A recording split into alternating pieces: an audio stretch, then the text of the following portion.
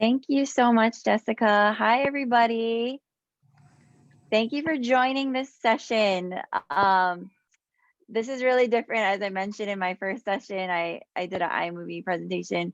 I present at iTeach808 every year.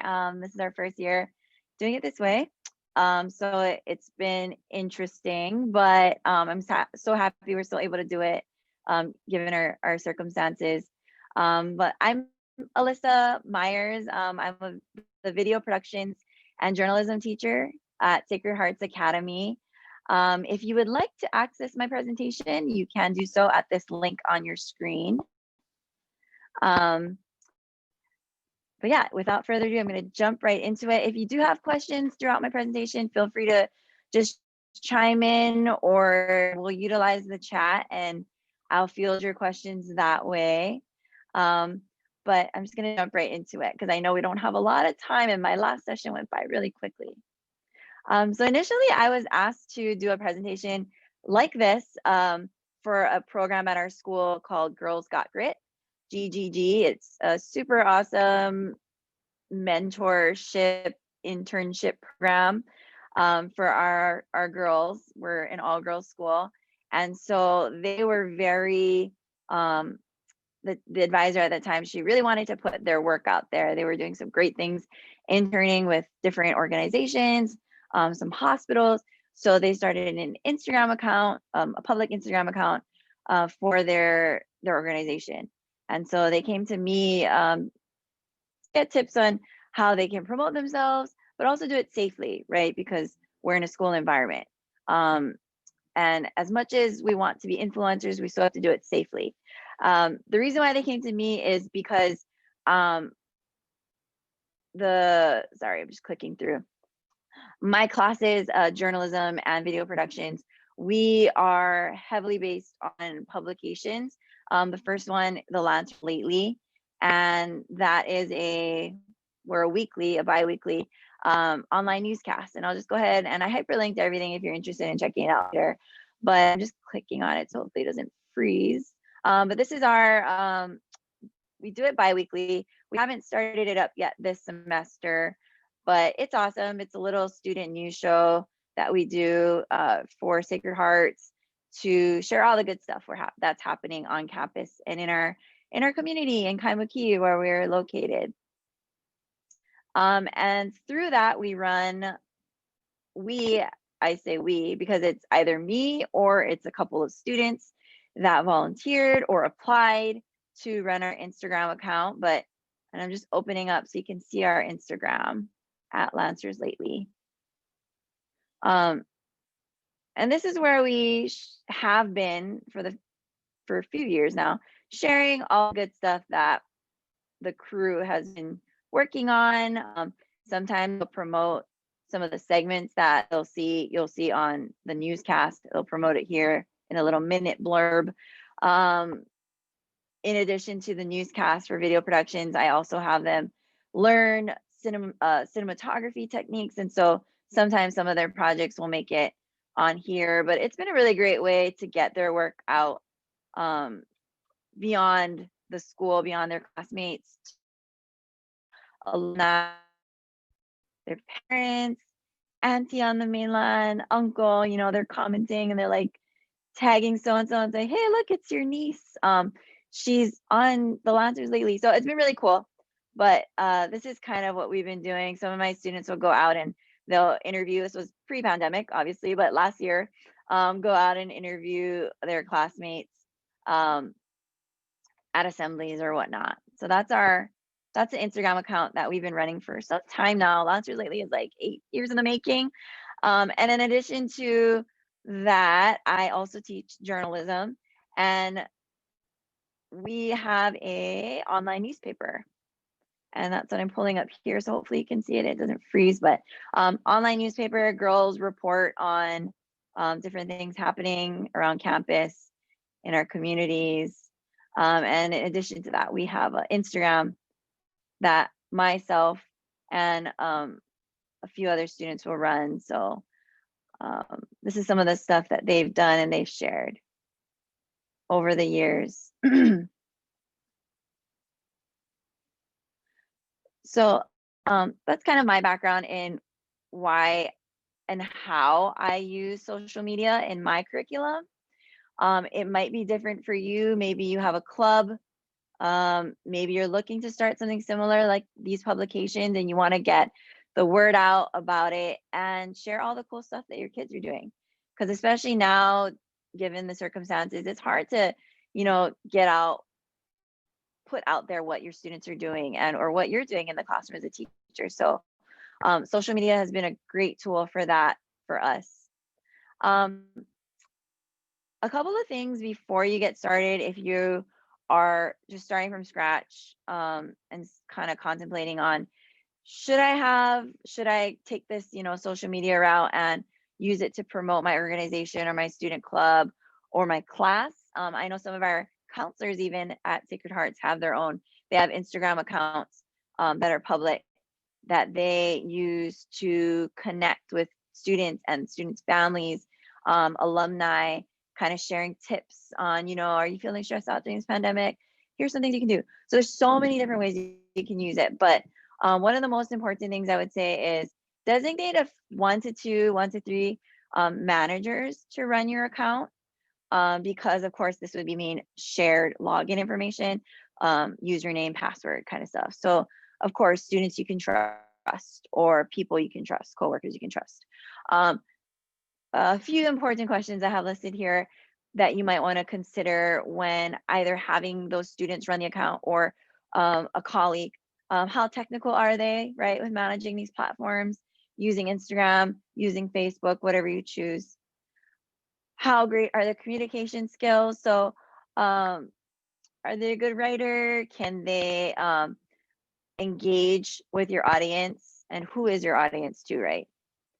And then the last thing would be, are they able to monitor your Instagram or your social media, whatever it is, pretty consistently? I know that at Sacred Hearts, we have a designated social media manager, and she's so awesome. She's running our Facebook, she's running our Instagram, and she's really good at responding to comments or questions and liking comments and questions. So how good are you at, or I guess whoever you designate, how good would they be at monitoring those things? It doesn't mean you have to be as quick as this like our social media person for Sacred Hearts, but are they able to check it at least once or twice a day, field comments, monitor comments, right, that might be inappropriate for your platform?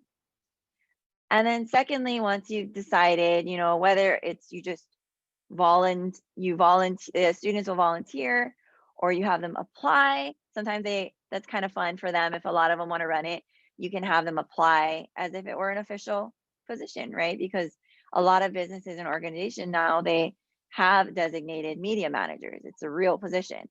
So that is something to consider as well, for your club or your class. Another thing to consider is what platforms, right? Instagram, Facebook, Twitter, there's so many out there. I would say choose one or two. Don't go crazy. It does take a lot of time just to manage one. The most popular would be Facebook and Instagram. If you do spread yourself too thin across socials, I would say it might compromise the quality of what you put out there. So just choose one or two. And so for us, Lancers lately, we do Facebook and Instagram. And for our newspaper, Kaleo, we just do Instagram.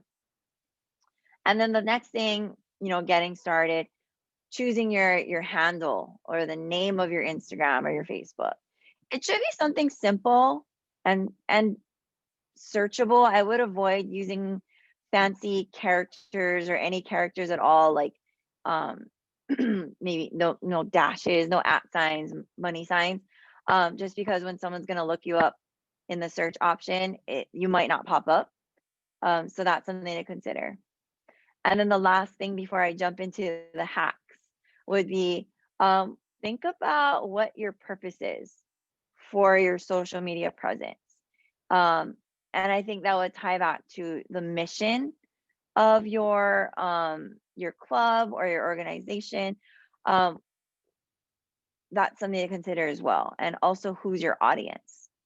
So for our Lancers Lately Instagram and Kaleo Instagram, our mission mostly when it was discussed as a class, it was we want to get our work out there. We want to promote um, what we're doing in the classroom, and also we want to be a resource for our community, for the students. Like there's a special schedule coming up on Friday. Don't forget. Similar to how you would follow like a local news publication, Hawaii News Now, um, the weather or whatever. So yeah, definitely something to consider when you are thinking of creating an Instagram or some kind of social media platform. Our audience is widely Sacred Heart students. A big amount of our alumni, also families, have joined and followed us. So these are some of the hacks that I'm going to go over today. Um, they are very similar to what I teach in my video productions and journalism class when I'm going over how to tell a story visually. How do you take a good photo? And ways that you can do that really easily within the social media platforms. And I'm using Instagram and Facebook as examples. And then how do you post? There are definitely a few things you should do before posting. The spiel on hashtagging, right? Um, geotagging, all of that. And then lastly, of course, safety. We always want to keep the safety of our students in mind, especially when it's affiliated with a school related or education related organization. So those are kind of the things I want to go over real quickly today. So for storytelling, these are just tips, and you can always revisit it again on my presentation. And I tell my students, when you take a picture, fill up the frame. And what I mean by that is you have a little square on Instagram or Facebook, use that space wisely. Um, take advantage of the negative spaces, balance that with your focal point or the positive space. Take advantage of the colors, the textures you might be seeing. Most importantly, if it's an organization you're trying to promote, and this is something I shared with the Girls Got Grit program, any logos you might have or signage, put that in there too, or frame your shot so that that is included in the shot as well, right? Because you only have one little square to use up. And keep in mind that negative space can be really impactful too. And I'll show some examples. So these are some examples of filling the frame. These came from, I believe our social media, the Launchers Lately social media. So just filling the frame, you'll see on this photo on the left, the cheerleaders are our focal point, and they are mostly in, they take up most of this little box right here. And then our focal point here with the track, the field jumper, she's right in the center. There's some action going on. The weather looks good, the lighting looks good.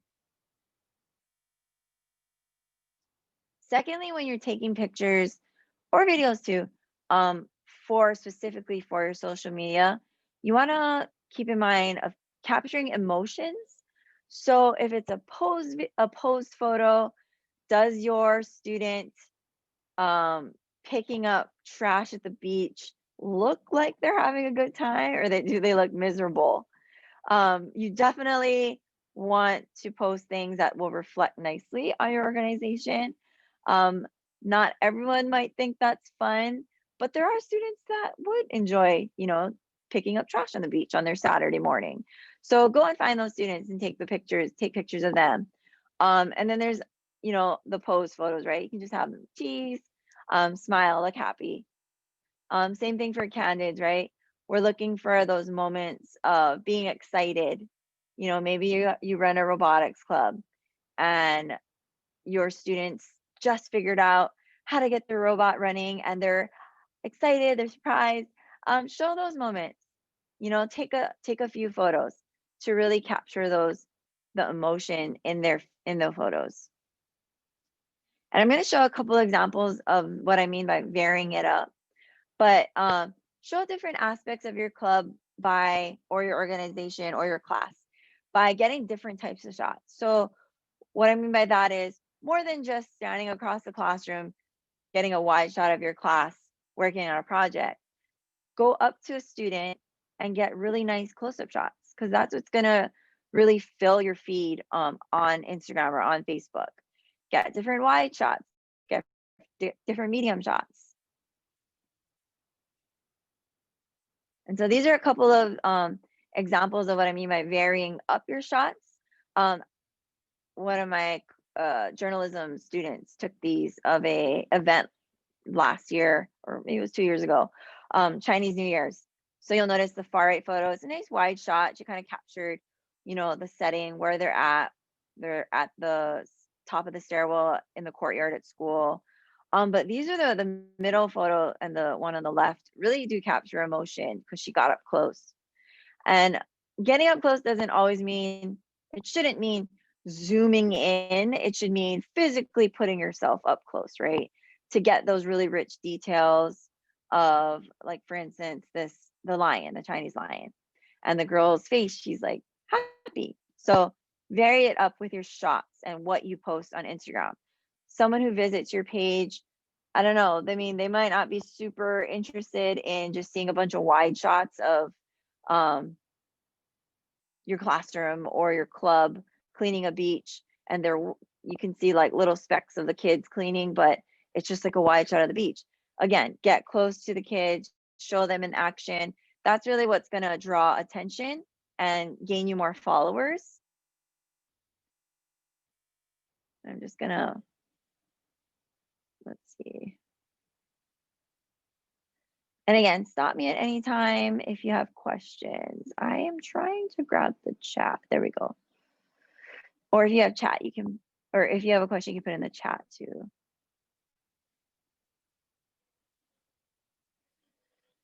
Second hat, your visual appeal. So this is important. And for my video production students who are on camera for their new show, they know this. Well, first off, you want to make sure you have a good background, right?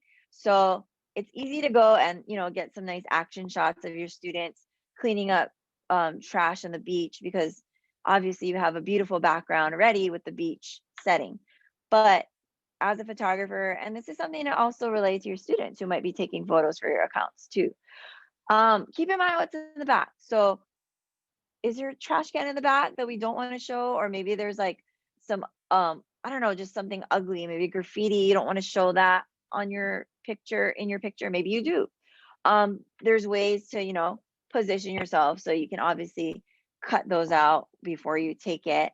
A big one is my students love to, I guess, do interviews or take pictures of their friends or classmates in front of blank walls. So I tell them it doesn't really look too flattering. It's almost similar to a mugshot. And our job as journalists and just social media managers, right, is we want our subjects to look good, right? So avoid the blank walls.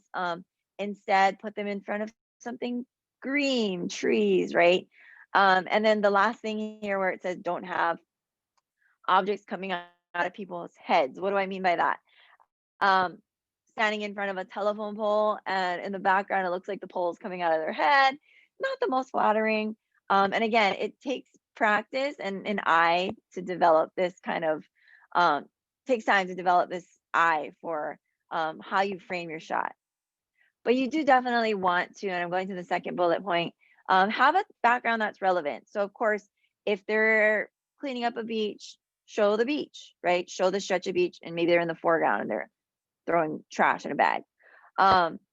There's nothing wrong if you do, say you're doing like a one-on-one shoot with a teacher or with Girls Got Grit. They work a lot with community mentors, right, for their internships. There's nothing wrong with what I call dressing the set, which might mean you're in their office and their desk looks a little cluttered. So you ask them nicely, hey, you think is it okay if we move some of your paperwork to the side for now while we take these pictures? Or maybe you want to put some of the girls got grit, and I'm using them as an example, their logos, right? They have these nice logos.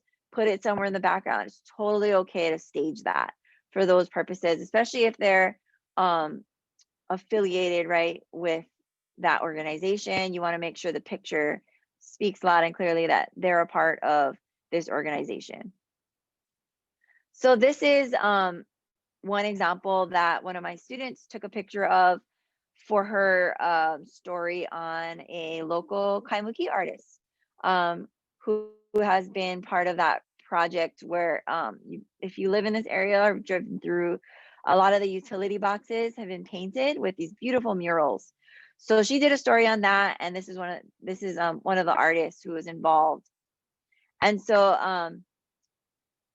I really like this photo, and I have the question here: what do you think makes it a good background? We're talking about background, and so I really like that my student thought to position her here where she's, yes, thank you, Jean. She's showing her work environment, and Linda is saying she's showcasing her workspace, and it's definitely relevant with the items you're seeing.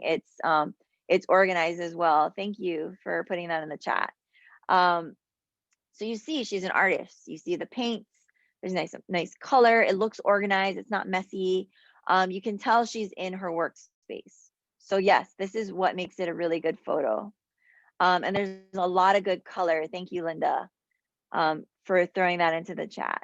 This photo here, I grabbed it off the internet, and I like the action in it, but I thought, it could be improved. So I'm wondering if you guys want to throw it in chat. How do you think this picture right here can be improved?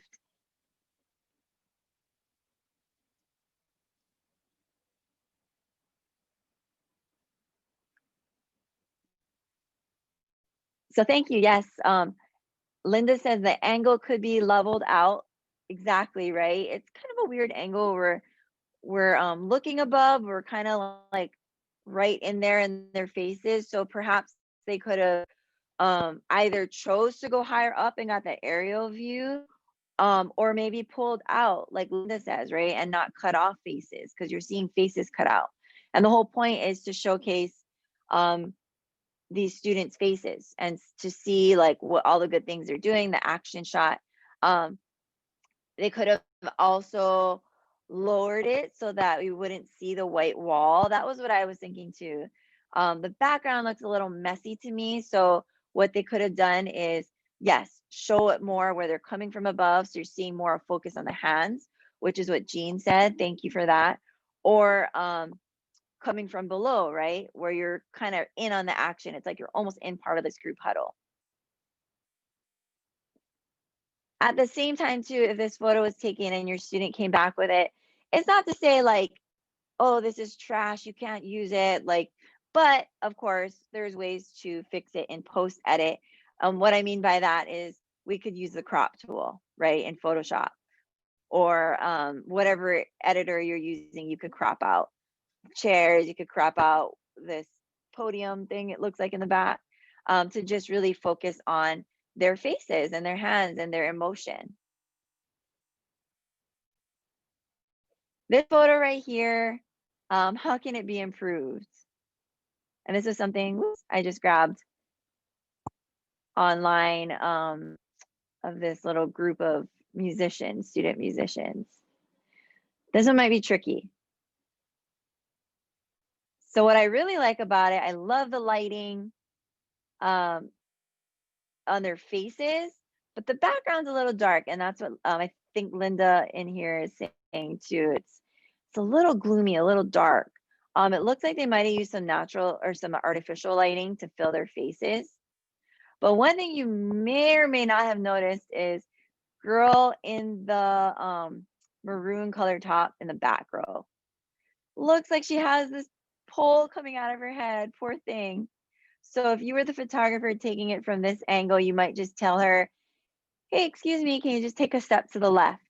That way we don't have this pole coming out of her head. A common one I see, it looks like there's trees coming out of their head, right? Their the person's head. So that was another thing that could be improved. But like Linda is saying in chat, of course, right? Photoshop is super awesome. You can fix the lighting and you can um, touch up all those things in post edit, post production. So it's not the end of the world if you come back with a photo like this. So it's tricky. You're seeing it's like my presentation. It's like how are you basically going to be a good photographer but also a social media manager? So you're seeing how they're running, they're going hand in hand right now. And so we did talk a little bit about lighting, right? And I'll show some examples in a bit. Oops, sorry. Backlight, that's when we have a person standing, say in front of a window and the light's coming from behind and their face is dark. Or if you're standing, you're interviewing, you're taking a picture of someone under a tree, or you're doing a little video clip and you're interviewing them under a tree and the light's coming from above. Sometimes it might make some weird shadows on their faces. So in that case, I would say take them somewhere else where the light's better. But again, this all just takes practice, right? It would be good to have the light coming from behind the photographer. So like where I'm sitting now, I'm sitting in front of a window. It's the light, the natural light from outside is filling my face. If I were sitting in front of that window, I would be backlit. You wouldn't see my face, right? At the same time, when I teach this lesson to my students, I do a specific photo lesson. I tell them sometimes you might want to have silhouettes and you might want your objects to be backlit. It's kind of cool, right? So there's always these rules and guidelines, but they're meant to be broken too, right? We don't want to limit our little artists and creatives. So I'm telling you these things, but if you feel like a cool silhouetted backlit feature is what you're going for your photo, go for it. But I always, as much as possible, recommend natural lighting. Um, and for those of you who are media teachers or have taken a photography class, you might have heard golden hour. And that is the hour after sunrise and the hour before sunset, roughly, when the light is just amazing. And I'm sure you've noticed just looking outside of your homes or if you're at the beach, right? You always see, I don't know about now with the pandemic, but all of the wedding photographers rushing to take the pictures of their brides and grooms during this time of day because the light is just so nice. So I always tell my students those are usually the best times to take pictures. But if all else fails, use natural light and be able to tell where that light is coming from, right? And you know our students, they're so good at those selfies, finding the light, the good lights. And there are filters too that help with that as well, filling in shadows, fixing up blemishes. Appearance. So this is where I was saying my on-camera news anchors, student news anchors, they know this because right before when we would film, we still do the newscast now, but it's all from home. But when we were doing it in our classroom, we had, the light set up, the girls were at the anchor desk. I always tell them, check your hair, is your tie on straight? Because they all wear uniforms. They wear ties, is it on straight? Anything in your teeth, they check each other. So those are the kind of things that you want to keep in mind too if you are taking pictures of your students in the club. And they're going to be taking a pose photo, right? Just, hey, so-and-so, just could you brush your hair back a little bit? And again, it might be you taking a picture, it might be your student that's taking the picture. So all these things to consider, right? Everyone should look their best. I'm almost at the end. I'm going through tools now as the next hack. It's really awesome because within the social media platforms, Facebook and Instagram, which I'm using, Twitter, they have their own options for design. But on the left side, you're seeing this is a little screenshot of being able to, if you were just using, I don't know, if you wanted to update a story on your Instagram, maybe updating families that there's a club meeting coming up, or for my students, they'll update the students that there's a special schedule coming up. Within Facebook, there's this option for putting text to screen. You can put your own photo there and put text on top. So it doesn't really require, paid design programs outside of what's already in the social media editors. And then also in Instagram too, right?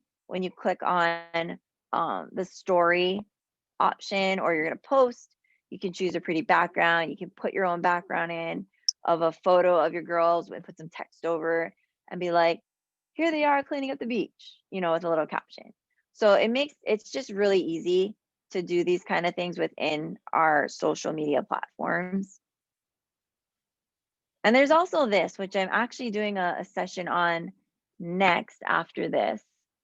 Canva. So some of you might have heard it, some heard of it, used it before. It's so awesome. I cannot recommend it enough, but especially for social media, it's been so easy to use. It's a free graphic design platform, all drag and drop. So there's not a lot of, you don't have to do too much, like, it's very user friendly, drag and drop, right? You can be totally new to graphic design. You don't have to learn a whole bunch of complicated tools, and it's available here, canva.com. There is no app. I don't believe there's an app. It's all website browser based right now, but it's a great way to make infographics, animations like you're seeing here, that I just grabbed from the Canva website, video messaging. So say your school is going to put out a PSA about how important it is to social distance when everyone returns to campus, or wearing your mask. Those are the kind of stuff you could put on your stories, or you can post directly to your Instagram.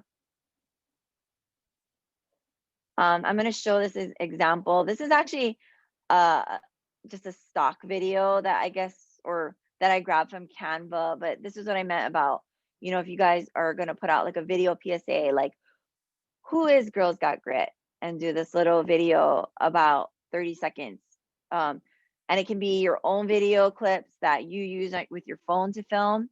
You film your students saying, hi, I'm so-and-so, and I'm the treasurer of this club, or whatever.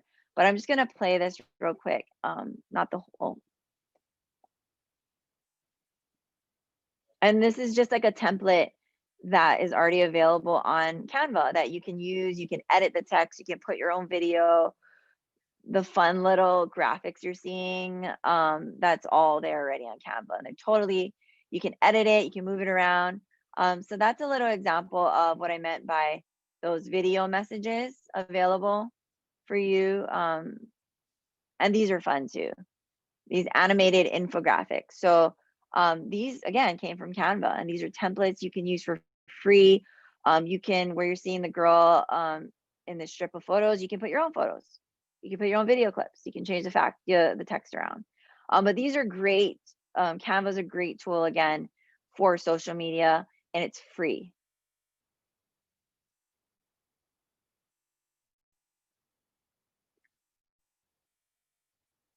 So I have a couple more slides. I would say with captioning, these are some things you want to keep in mind, because just as important as the photo, the captions are just as important as the photos are. Not everyone's going to read your caption, so I would say keep it short, but you want to make sure, and this kind of goes in a mini lesson into how I teach my journalism students how to write articles, addressing the 5 W's and the H, the who, what, when, where, why, addressing that in the first few sentences of your caption, or for them in the first few sentences of their articles, because not everybody has time to read a long article or read a long caption. So get the point across right away, be direct. Keep in mind, why should they care about this photo? Tell them why they should care in that caption. It's always fun. I'm going through the third bullet point here. Grab their attention with catchphrases, or positive words. Maybe it's like a club slogan or a team slogan. And at the same time, and this does take practice, and it's a weird thing to get used to, but tagging businesses and organizations that are involved in the photo. So for Girls Got Grit, they were working with this club or organization. They worked with Hawaii News Now. They worked with Hawaii Pacific Health. So they were making sure to tag those businesses as well, so that those businesses could share their posts, and so on and so forth. And that's kind of even, to broaden their audience. And then if you have students in there, identify them, right?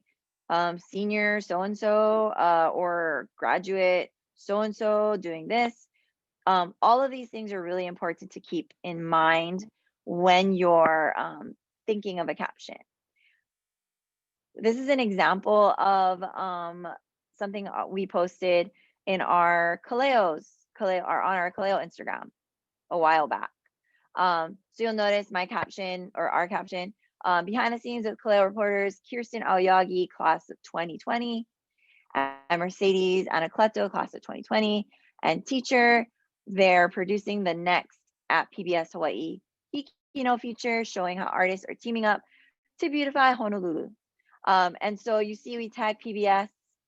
We didn't go crazy on tagging too many people, I guess. We could have probably tagged Hikino. We could have probably tagged the artist herself. But again, at the same time, there's such a thing as hashtag spam, which I was going to go over next, because it gets distracting. You don't want your audience to read your caption and they're like, like all these, blue at signs popping out at them. It kind of takes away from the essence of your caption. So choose your captioning and your tagging wisely. Geotagging is super important. That is like another fancy term for just choosing the location of where your post took place. I would say always geotag, because people will click on that Sacred Hearts Academy, or they'll click on Hawaii News Now, and they'll see, oh, Sacred Hearts was at Hawaii News Now. So you'll notice in the right under where it says launchers lately, or where my cursor is, Hawaii News Now is tagged, and that's a geotag. So and these are my students from my video productions class. They were able to just hang out at the station there, and they were interviewing another student who was a part of the Girls Got Grit program. So geotagging, super important.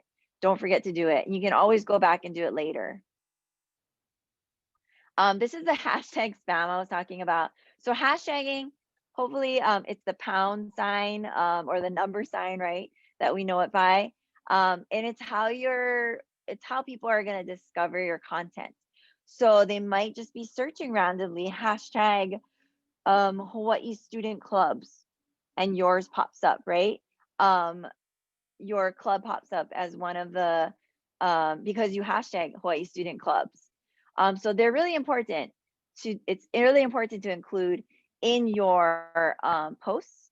I would say, and I've seen it done different ways on Instagram. You can either include the hashtags at the bottom of your caption. Some people hide it there, but I found it most effective if you actually hashtag as a separate comment. So you post, you put your caption, and then you comment on your own post with your hashtags. I did a test and I found that it was more efficient in getting more likes, getting more followers, more engagement. Don't hashtag spam. That's what I was mentioning, my second bullet point. You don't have to hashtag every single word. Again, it gets distracting. It's annoying. We don't want to annoy our audience. And I mean, it depends. My second sub bullet point here. You could hashtag the popular ones like love, dog, puppy, but sometimes if anything, your content would get lost, right? Because there's such general terms that they would get lost in those hashtags. When someone searches dog, there's like millions of photos of dogs, right? So you might want to be more specific. And I would say my last bullet point here is be consistent. So always decide as a class, decide as a club, what's our hashtag going to be? So for instance, Laurel is really awesome at hashtagging iTeach808 with all of the media related posts. Sacred Hearts Academy, right? Girls Got Grit. They chose that hashtag. Decide on one before you even start your Instagram account or your social media account, right? Because that's going to be what people will go to every time to find your content. And you start to build engagement and followers that way. And if you're confused about how to hashtag, I did a little screen recording here on my phone. You'll notice that people can search, like I was mentioning, they'll search hashtags and look at all of the, I don't know if you're able to see them kind of, but there are 72 posts under Shanghai, Winnie the Pooh costume 523. These are so random. But you want to go for the ones with a lot that are already populated, right? with posts. So that's a good way to check too. And let's see. The last thing I was going to go over was safety. And then I'll take questions because I know my time is almost up. I'm sorry. I didn't leave a lot of time for questions, but I will be available 5 minutes after this, just because I have another session after this. But safety, right? In the end, you as the advisor, you as the teacher, you will oversee everything, whether it's a student running your account or it's a colleague, right? Limit, we're going to limit the amount of personal information we put out there, as far as, like, obviously home addresses, phone numbers, that kind of stuff. Even if you're taking a picture and there's someone's license plate in the background, like maybe they're in front of a car, block that out. You can always afterwards blur that out in your editor. For Sacred Hearts, our families, we, at the beginning of every school year, they submit media consent forms. So everything that is posted on our Launchers Lately account, our Sacred Hearts account, my Kaleo account, we have already gotten permission beforehand to put their photos on there of the students or their families. And if their family doesn't want them on any social media platforms or their photos taken at all, we have a special list at our school. Our school is so awesome and organized, but they have a list, no photos list. Anyone on that list, don't show them on any form of media, right? So we always respect that. So that might be something to consider as well with your clubs or organizations. And these things I just I got from government website on internet safety, right? Remember, the internet is a public resource. Be cautious of strangers. Always evaluate your account settings, double checking your privacy policies as well. And in the end, you as the advisor should be the one with the final say, right? So if your students are putting the captions out or they're putting a picture out, they should send you a screenshot from their devices and be like, hey, miss, is this okay to post? And you can give the okay, because that's what I do with everything we post. And so it looks like I'm out of time. I can take questions in the chat now. Otherwise, you're free to leave. Thank you so much to Jessica and Elle for setting me up with this presentation and my last and the next one I'll do. I really enjoyed it. Thank you, Laurel, if you're still there, for giving me this opportunity again. It's been so fun. So I don't think I see any more questions. Thank you, everyone. Yeah, we want to say thank you again to Alyssa. Those were lots of great tips. Thank you for sharing your knowledge.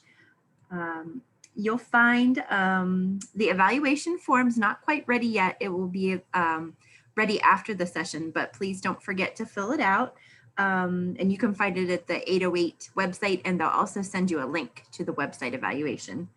And don't forget to fill those out, and you'll be entered to win one of $25 Starbucks gift cards. So thanks again, everybody, for being here today. We thank Alyssa once more. Take care. Thank you. Sure. Bye. Bye-bye.